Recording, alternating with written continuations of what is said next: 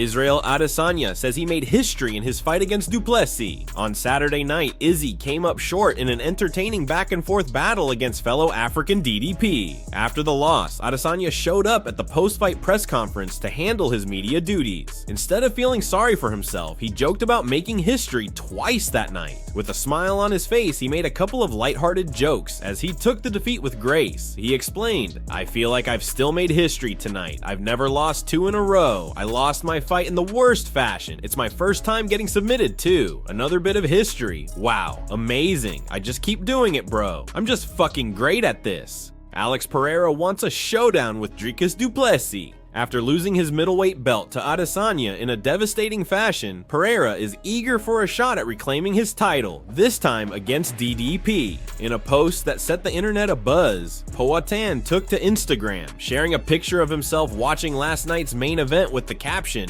"Coming down to 185 one more time." His call-out didn't go unnoticed, and Du Plessis is more than eager to accept the challenge and deliver a super fight for the fans. However, Dricus made it clear that there's one condition: the fight must take place at light heavyweight, giving him the opportunity to become a double champion. "I honestly don't think Alex Pereira should drop down to 185 pounds, Du Plessis said during his post-fight press conference when asked about his rival's post. "If he wants to, great. Perfect, but then we're going to get the excuses. We saw Izzy stiff that man in the second round. I felt Izzy's punching power tonight. You know, Izzy has great timing. He's fast, he's long, and he has great combinations, but I felt the power. If Izzy stiffens you like that, you do not want to be in there with me, especially when you're going to come in there with excuses like I cut too much weight. Everyone is going to say that."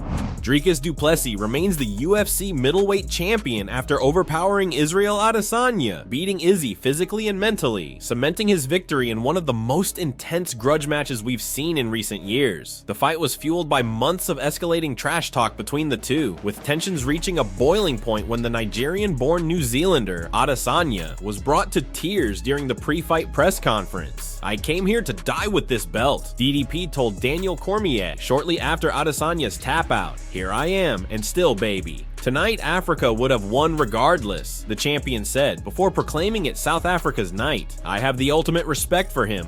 Warrior to warrior," shaking hands and hugging his opponent. Despite the crushing defeat, many anticipated the 35-year-old legend Adesanya might announce his retirement right there in the cage. However, the former champion used a line from The Wolf of Wall Street to reassure his fans of his return. "I'm not fucking leaving," he proclaimed. Khamzat Chimaev was quick to react to DDP's win. In a recent appearance on YouTube, Khamzat said, "I didn't see anything special. Nothing made me think this guy is good. I can finish him." With a short comment, Khamzat made it clear he is ready to challenge for the middleweight belt. However, he has Robert Whittaker to take on before even thinking about fighting Dricus for the belt. With the recent news of Khamzat losing his discipline and sneaking in candy bars to his gym, fans are worried Khamzat might not look the same as he did in his dominant performances. Who do you think wins between Khamzat and Whittaker? Leave your thoughts below. Khamzat Chimaev is also a betting favorite against the African champion.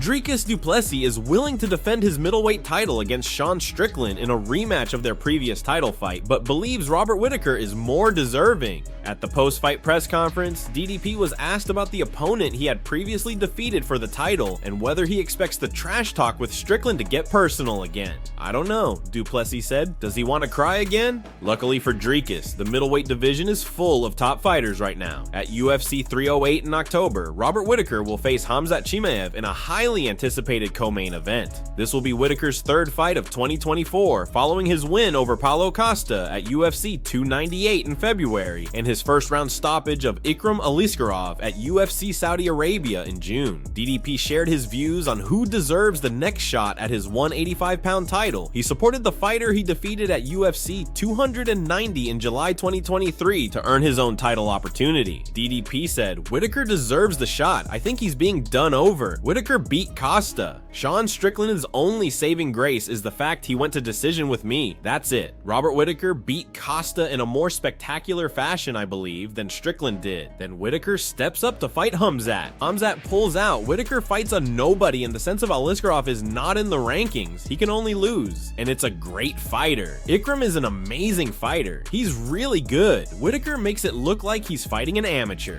And what does he get for it? Nothing. Then says, okay, I'll fight Khamzat again. So if he beats Khamzat, do you not give him the title shot? He's getting the short end of the stick, unfortunately. That's not on me. I'll fight whoever. Strickland's the fight everyone wants to see, but Whittaker is the one being done over, in my opinion. He's more deserving, but life's not fair. Who do you think deserves the next middleweight title shot next? Alex Pereira will defend his title against Khalil Rountree on October 5th at the Delta Center in Salt Lake City. Former champion Jiri Prochazka doesn't think Rountree can beat Pereira. Okay, it's a fight. I really don't understand the chance for Khalil Rountree. Regardless of everyone dismissing him, Khalil will undoubtedly be working hard with his coaches to craft the perfect game plan to shock the world. But should he fail, Prochazka will be waiting in the wings for his shot at redemption. Jiri is desperate to earn another fight with Alex Pereira. Despite having lost to Pereira twice before, the former champion is determined to get another shot at his rival. The 31-year-old has previously shared that he was dealing with both a staph infection and a back injury leading up to their rematch. He's confident that when fully fit, he has what it takes to reclaim his belt. In a recent Q&A, he reaffirmed his focus on Pereira, saying, "I still keep my mind on Alex Pereira because I believe I can beat him. I believe in that.